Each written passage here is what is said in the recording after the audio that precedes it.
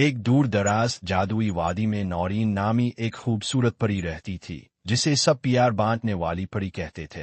نورین کے پاس ایک خاص جادوئی چھڑی تھی، جس سے وہ محبت، خوشی اور ہمدردی پھیلاتی تھی۔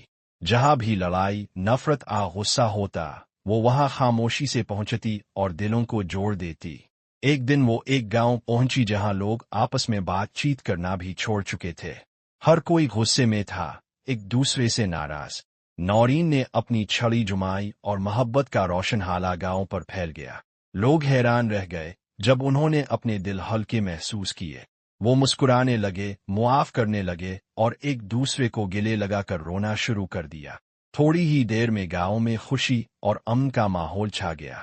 بچے کھیلنے لگے، بڑے ایک ساتھ بیٹھنے لگے۔ نورین چپ چاپ آسمان کی طرف اڑ گئی، مگر اس کی محبت گاؤں کے ہر دل میں رہ گئی۔ تب سے لوگ اسے یاد کر کے کہتے، یار بانٹنے والی پری ضرور ایک دن پھر لوٹے گی۔